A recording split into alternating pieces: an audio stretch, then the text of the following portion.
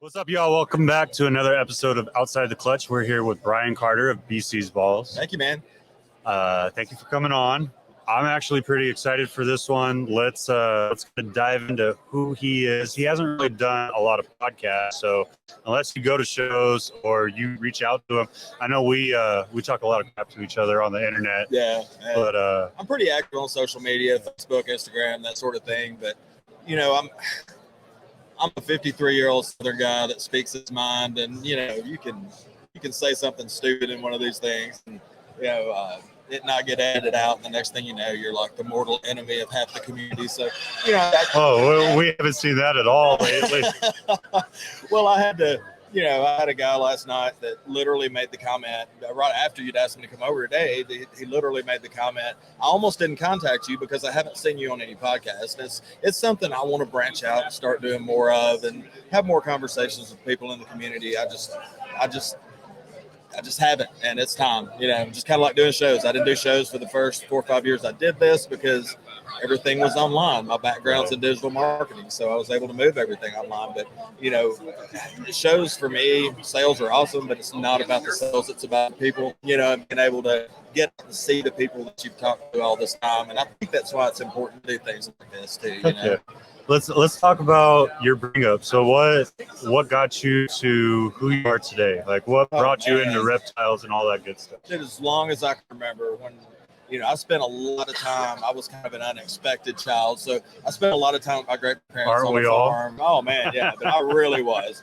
And so I spent the first 7 years of my life on a farm at my great grandparents, and it was in the Mississippi River bottoms of West Tennessee, and just covered with Neurodia and all kind of like every kind of snake you could imagine, except the rattlesnakes and stuff. They were up in the hills, as we called it. But I fished a lot, and there was always a lot of snakes. And as my earliest memory is my grandmother making me turn my pockets inside out when I came in the house because she never knew what was going to end up in the washer. There's, lizards, skinks, fence lizards, garter snakes. And I remember I was like 7 years old, and there's a picture of like this baby copperhead with a yellow tail that I'd stuck in my pocket. Somehow miraculously didn't get bit. I remember my first book was Cobras in His Garden about Bill Haas at the Miami Serpentarium and how he injected himself with the venom. And, all that just kind of culminated into me sneaking snakes into the house. And, by 1989, I was involved with, a small little wholesale shop in Jackson, Tennessee, where we sold to the mom and pop pet stores. But it still exists somewhat, but not near like they did then. And, we ran around, we imported stuff. And, I think back to the ball python bags we went through, not the bags you get now that have been picked through by 19 people. These still had red dirt, had my bags hanging, wooden crate. You got to uncrate straight from Africa to, through the port, through customs to Memphis. And we had spiders and GHIs. Now that I know what I know now, looking back, it's like, geez, man, if there was one thing I could change in my life, it would be knowing what I know now then. And I can't even imagine where I would be, where it would be. Don't we all feel that way? But, I messed around. It was a true hobby for me. I always, there's always a big, like, mix up that between the hobby and the business. It's a pet peeve of mine when somebody says it's just a hobby, but they have 300 adult females and a 1,700 square foot rodent facility, but it's just a hobby. It's not about the money. Bullshit. That's the truth. It's a business. I approach it like a business. My animals get great care. I get great reviews online. I try to treat my customers with care and give them great service, give them great quality expression of animals, a good variety of animals. But in the ultimate end of it, it's a business, and I approach it like a business. So when you first started, what was some of the things that brought you into specifically ball pythons? That's an easy one. My son, who just turned 18, and today's my birthday, so I turned 53 Happy birthday. today. Thank you, brother. My son, who just turned 18, it was when he was, let's say he was 12 or 13. He wanted another ball python. And there was a local breeder in Knoxville, Tennessee, named Eddie that we found online, and we went to his house. And, my son picked out a male pinstripe yellow belly and a female pastel vanilla. That's what he wanted. And I paid the guy for it. It's like, $50 for both of them. And we brought him home. And on the way out the door, he's got all these wooden racks with the clear tubs and stuff. I saw a snake crawl across one of the clear tubs, and I said, what the hell is that, dude? And he goes, oh, that's a killer clown. I said, well, what makes it killer? Like, and what's a clown? Like, I mean, I was so out of touch with ball pythons. I had no idea all these genetics had been isolated. I've been doing colubrids for so long. I mean, albino was brand new the last time I paid attention to ball pythons. And he's like, oh, it's a super pastel clown. And he pulled it out. And dude, I was hooked. My family left about a week after that for a week at the beach. And I stayed back home. And I spent that entire week on MORPHMARKET. Like literally slept maybe 4 hours a night, just absorbing the information. I joined a couple of, that's when I found out what a Facebook group was. Like I'm so old, I didn't even know what a Facebook group was till 2016. And, you know, started trying to absorb all the information I could. Made every mistake every new breeder does. You know, I bought a bunch of males, a bunch of codom stuff that wasn't what I wanted to really work with. You know, I think the most overused piece of advice, and this is for you guys that are thinking about doing this as a business model. If you are a true hobbyist trying to make what you want, you know, obviously breed what you like. But I think that's the most overused piece of advice in the business part of this, because if what you like is calabees, you know, and that's the only snake that you like, I mean, you're not going to do well in business making 150 calabees a year. You know, that's just the truth. And, you know, you've got to pay attention and look at some guys. There's been guys that have been instrumental in helping me. You know, I'm going to name drop a few guys, but like Patrick McKnight's been amazingly helpful to me over the years on the business end of this thing. You know, of course, you know, Justin Canova, whatever you want to call it, JKR. I mean, you know, I got some of my first really good genetics from him. And then over the years, I've gotten to know a lot of smaller breeders. And I like to deal with the smaller people that I can get to know, build a relationship, keep a relationship with. Because as a breeder, I don't want to ever get too big where it takes me, you know, a week to answer a message, you know, that kind of stuff. I mean, I'm sitting at the show, having the best show of my life on day one, you know, the first day of it. And you know, I'm still answering MORPHMARKET messages and I'm still sending invoices. And it's like, I got my wife writing down stuff and I'm over there on my, you know, it's a constant grind, but man, it's been a freaking blast. Every minute of the NARBC show is killer. I love NARBCs. So going into shows, what's your favorite part of a show? And like, is there like a specific story throughout your years of vending that really sticks out to you?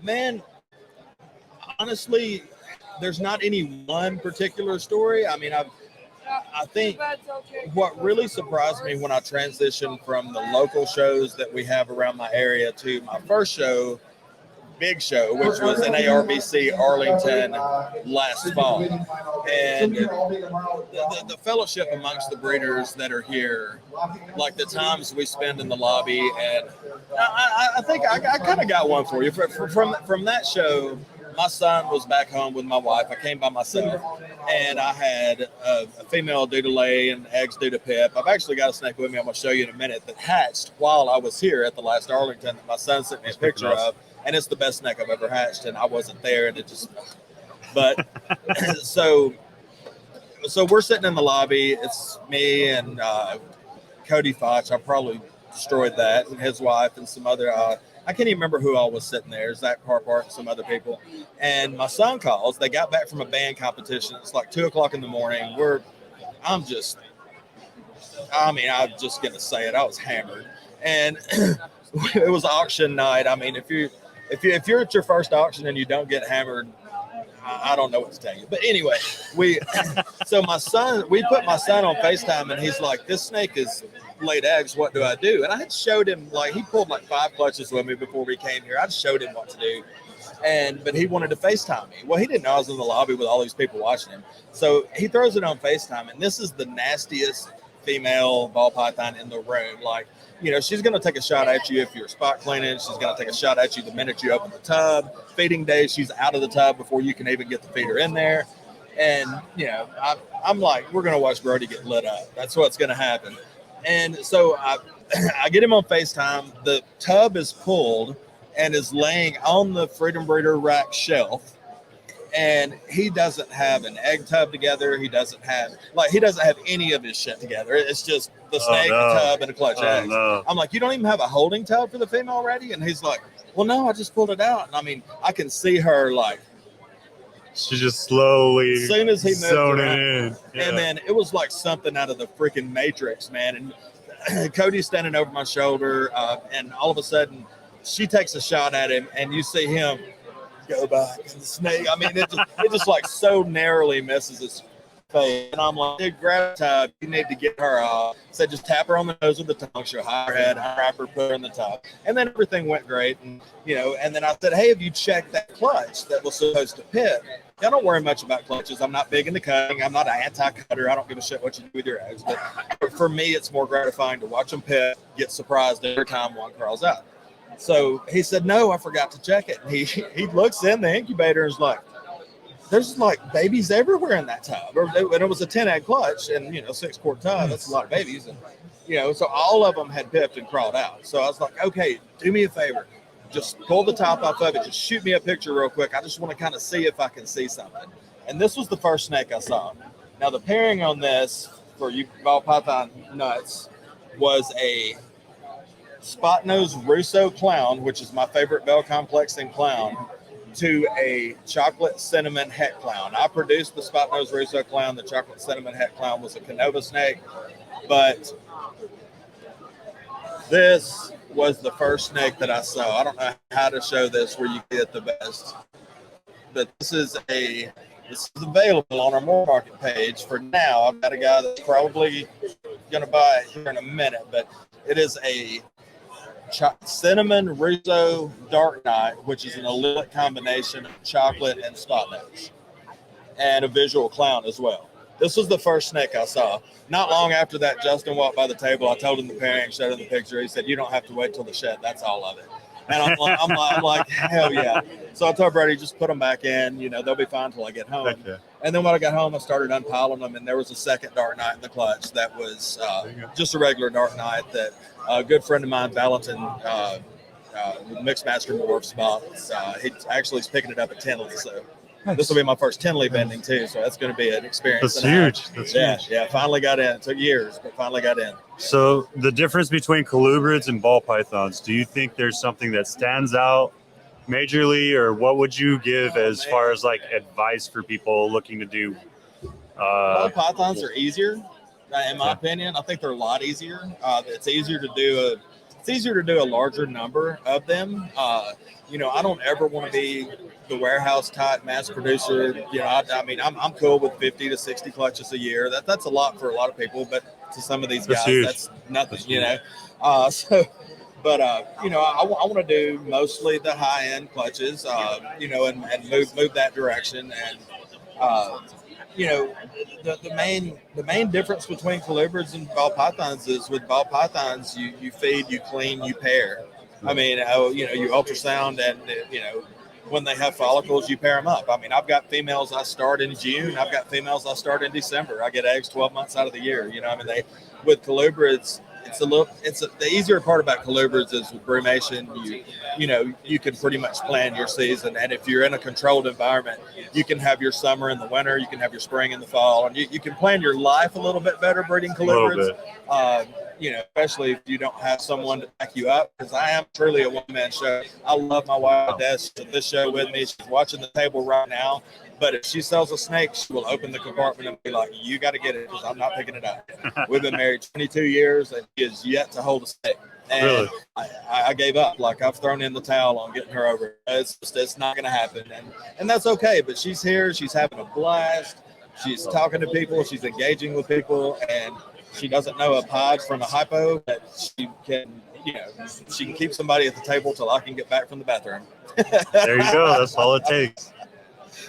Let's kind of wrap it up with, if there was one thing that you could teach people coming in, or people that are just starting and really focusing on this as a business, what piece of information would you really want to push to people? Oh, man.